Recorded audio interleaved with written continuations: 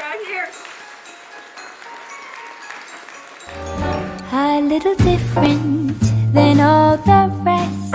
A quite old-fashioned way. Welcome back, family. It's your favorite cousin, Lady Isis. And thank you for tuning in today. This is another episode of She Cooking in the Kitchen. And today, we're going to be baking a cake, but not just your average cake. This is a recipe for independence, while also tuning in to the inspirational Maya Angelou, because I love to reference a independent, strong, resilient black woman. And today, we're going to be baking a cake and talking about Auntie Maya. Let's get into it. So this recipe calls for 2 sticks of unsalted butter, 2 cups of sugar, 3 cups of Swan's Down cake flour, 4 eggs, 1 cup of milk, 3 tablespoons of baking powder, 1/2 teaspoon of salt, 1 teaspoon of vanilla extract, and 1 teaspoon of almond extract, which I do not have, but that's okay, because that's really not the whole point of this video. Let's get into it. So this recipe calls my bowl here. I'm going to start with my dry ingredients first. This is no ordinary love. No ordinary love. What you gotta know, friend, cousin, family, you always got a friend in me. I just want to say that now. This is no ordinary love. No ordinary love. We're going to do a little history on Maya Angelou and dive into who she was as a little girl and what drove her to become who she was today. So before Maya Angelou became the towering figure we all know, she was born Margaret Ann Johnson. Born in 1928 in St. Louis, Missouri, her childhood was far from easy. After her parents divorced, she was sent to live with her grandmother in Arkansas. It was there that Maya experienced the harsh realities of racism. Then, at the age of 8, tragedy struck. She was sexually abused by her mother's boyfriend. Maya spoke out, and shortly after, the abuser was killed. Learning to speak out and learning to be your authentic self, no matter if it offends someone, no matter if someone wants to shut you up, no matter what it is that a person seeks out to do to you, to silence your voice, speak out anyway, because it's your voice that infuses the meaning of what you're saying. Learning to speak out and learning to be your authentic self, no matter if it offends someone, no matter if someone wants to shut you up, no matter what it is. First, we preheat the oven to 350 Fahrenheit. Think of this as preparing your emotional foundation, okay? Healing requires the right conditions as well. Self-awareness and a willingness to grow. So here's what we'll need right now. I'm preparing the flour, which is the Swanson's flour, okay? Healing requires the right conditions as well. Self-awareness and a willingness to grow. So we'll have flour for structure, we'll have sugar for sweetness, we'll have eggs for binding, we have butter for richness, we have milk for moisture, baking powder to help us rise, and vanilla flavor for flavor, all right? But as we bake, right, we'll also talk about the toxic emotional ingredients that could leave our cake very dense, very heavy, very shameful, very fearful, and resentful. That can ruin your emotional cake. So let's sift through these dry ingredients and then prepare to mix our liquids with the dry ingredients and talk more about. So we'll have flour for structure, we'll have sugar for sweetness, we'll have eggs for binding, we have butter for richness, we have milk for moisture, baking powder to help us rise, and vanilla flavor for flavor, all right? But as we bake, right, we'll also talk about Auntie Maya. Turning out very lumpy, right? So it's symbolic of sorting through negative beliefs, limited beliefs that we have carried from childhood. Maya Angelou, her childhood was marked by trauma, just like most of ours was marked by trauma, marked by betrayal, marked by neglect, marked by a lot of things that shaped our negative and limited beliefs in adulthood, right? Her parents' separation, years of abandonment, and an unspeakable violation that her stepfather committed upon her. That sent her mute for years. When emotional support is missing in our childhood, we suppress our needs and learn to hide our voices. Sifting through our emotional cake batter, we learn to separate the useful from the harmful in our lives. Beliefs like, I don't deserve love, I don't trust people, my feelings don't matter. These ideas are the ideas that keep us stuck in the past. It keeps us from evolving. It keeps us from becoming the best version of ourselves, cousins. So we want to make sure that we are always sifting through and reflecting on the things that we need to in order to make a beautiful, fluffy, emotional cake. So as you can see here, I'm still sifting, and beliefs like, I don't deserve love, I don't trust people, my feelings don't matter. These ideas are the ideas that keep us stuck in the past. It keeps us from evolving. It keeps us from becoming the best version of ourselves, cousins. So we suppress our pains with smiles and laughter, people pleasing, masking the hurt inside. Oh, that's kind of hard. I feel like Maya did this too, transforming her silence into poetry instead. So she found a way to become empowered through her trauma in situations that would have, in other words, or in other people's lives, that caused them to stay silent or to mask how they really feel, the hurt, the pain. I've done it. I was a people pleaser for sure, especially coming from a household where your feelings was not valued, your voice was silent, and you probably had narcissistic parents, right? Ding! Like, this is where the magic happens. Voila, right?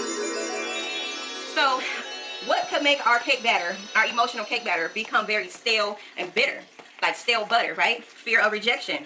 Being fearful of being rejected or someone not accepting you, that also stems from childhood too, where we're silenced, where we're not embraced like we should have been. When your parents withheld love and attention from you, you may have learned that being vulnerable leads to rejection and some type of emotional consequence, or where you felt small or belittled or just not safe to be free and express yourself. So a lot of times we deal with fear of rejection. I know growing up for me, I dealt with a lot of rejection as well. My mother was very emotionally absent and not involved that way, unless it served her in some type of weird, odd way.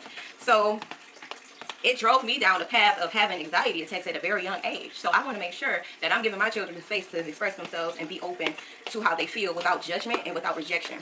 Okay, so allowing them guidance with protection is what I like to say. You guide them and you protect them at the same time. And that means emotionally as well. We have to do that emotionally. So I'm breaking down my butter. I had this butter sitting out most of the day. It should have been softer than this, but it's working out. It's smoothing out now. So I'm gradually mixing in 2 cups of sugar. Like, ding, like this is where the magic happens. Voila, right? So what could make our cake batter, our emotional cake batter, become very stale and bitter? Like stale butter, right? Fear of rejection. Being fearful of being rejected or someone not accepting you, that also stems from childhood too, where we're silenced, where we're not embraced like we should have been. When your parents withheld love and attention from you, you may have learned that being vulnerable leads to rejection and some type of emotional consequence, or where you felt small or belittled or just not safe to be free and express yourself.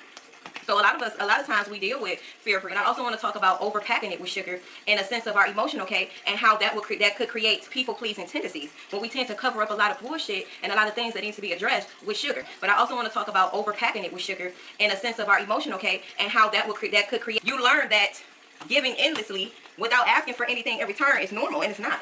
It's not normal. We tend to overgive and then we deplete ourselves emotionally. Then we start to feel drained, and we start to feel, oversaturated and dense within ourselves. So we want to make sure that we are not doing things to please others, and that we're being who we want to be and doing what we want to do because it makes us happy as an individual.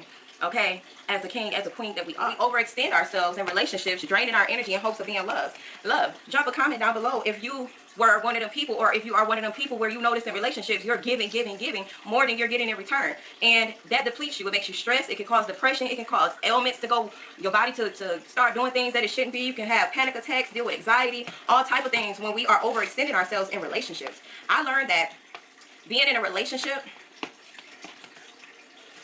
unhealed and dealing with these same tendencies of people pleasing, these same tendencies of fear of rejection and not trusting people and not feeling safe within myself and looking for outside validation from others, I was dealing with bad anxiety.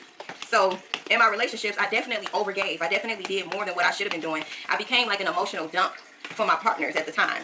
And as I spent more time with myself and I became single, and I chose to be single and just take time out for myself, because I was realizing that my relationships were not turning out the way that I wanted them to turn out. It was always a lot of arguing, bickering, fussing, fighting, all type of stuff, domestic violence going on. So I wanted to take this time out for myself. And honestly, I was scared to be by myself because I didn't ever be by myself. I was always with somebody in a relationship, giving my time to other people, hoping to build some type of empire with them and struggling with them and all of this, that, and the third. Unnecessary things that I could have avoided. And as I became single and I was living my single life as I am now, I realized that it was me that I was looking for the whole time. I was looking for these people to give me when it was in me the whole time. As we explore emotional suppression, the butter and the sugar, this is representing our richness. This is what brings the richness to our cake. This is almost what ties everything together alongside the eggs that we're going to add in. And the sugar symbolizes like the sweetness we add to cope with things. But too much sweetness, like overcoming or like overcompensating for love or validation, it leaves us emotionally drained. So this step represents mixing emotional suppression caused by lack of support from our family, our loved ones, our romantic partners, platonic friends, or whatever the case may be. As children, if our feelings were dismissed, we learn to cream over, right? We learn to cream over things. cream over things. And by burying the pain under sweetness. So we buried the pain under sweetness a lot. We learned a very toxic coping mechanism in order to sustain life and sustain relationships, right? Which often led to us attracting partners who reflect the neglect that our parents should have given us, right? Yeah. Our partners were reflecting the neglect. A lot of times our partners reflect the neglect, and this is why the relationships don't work. So as we explore emotional suppression, the butter and the sugar, this is representing our richness. This is what brings the richness to our cake. This is almost what ties everything together alongside the eggs that we're going to add in. And the sugar symbolizes like the sweetness we add to cope with things. But too much sweetness, like overcoming or like overcompensating for love or validation, it leaves us emotionally drained. So this step represents mixing emotional suppression caused by lack of support from our family, our loved ones, our romantic partners, platonic friends, or whatever the case may be, as children. So remember, as we crack these 3 eggs to add into our butter and sugar blend, that's now cream. Because my hand was getting tired, I had to get my mixer. But in between each egg that I add, I have to blend, so I'm going to have to silence that sound. But I want you guys to keep in mind that as I crack each egg, this is like metaphor for breaking emotional barriers. Dark divine feminine energy, it teaches us to embrace our shadow side, right? That's the part of us that craves expression and authenticity. This energy shows us to reclaim our needs, our desires, our boundaries. So as I pour this cake mix into my 2 square pans from Dollar Tree, this is going to be representing the boundaries, the structure of the batter, right? Dark divine feminine energy, it teaches us to embrace our shadow side, right? That's the part of us that craves expression and authenticity. This energy shows us to reclaim.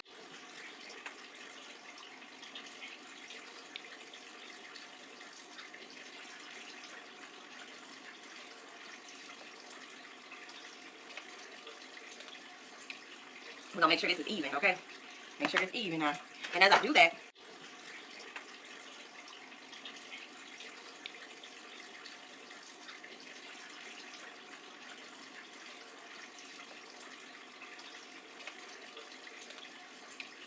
we're gonna make sure this is even, okay?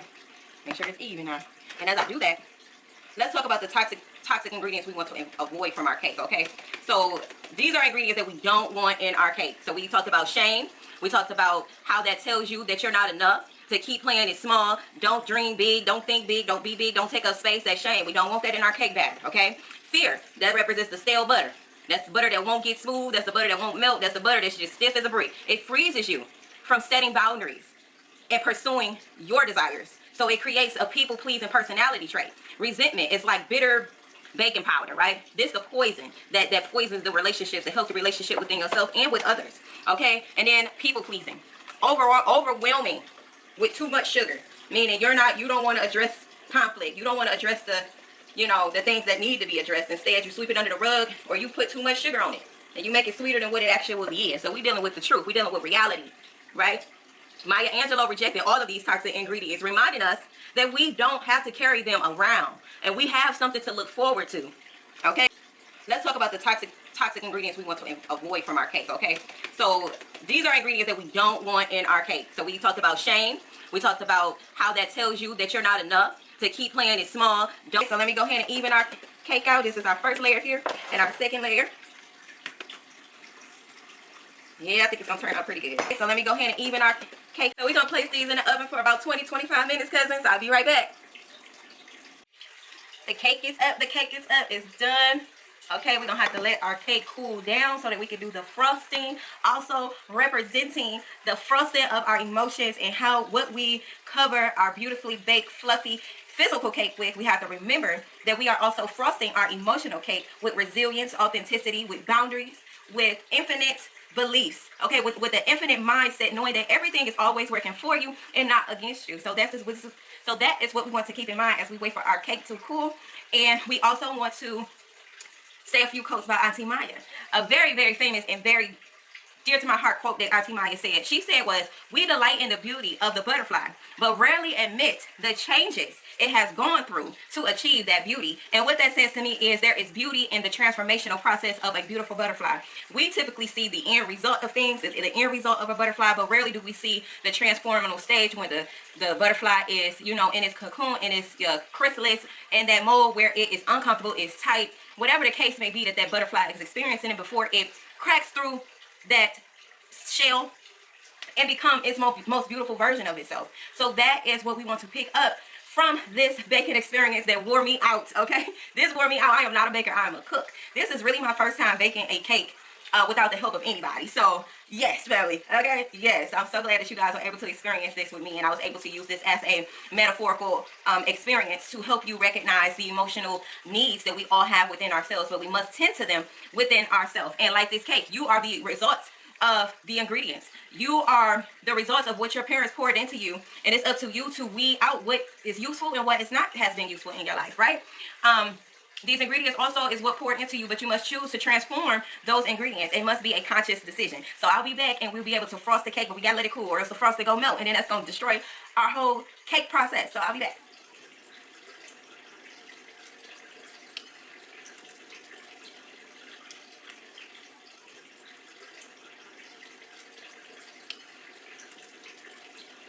And just in case I don't see you later, good morning, good evening, and good night. Get up out my kitchen. See y'all. And when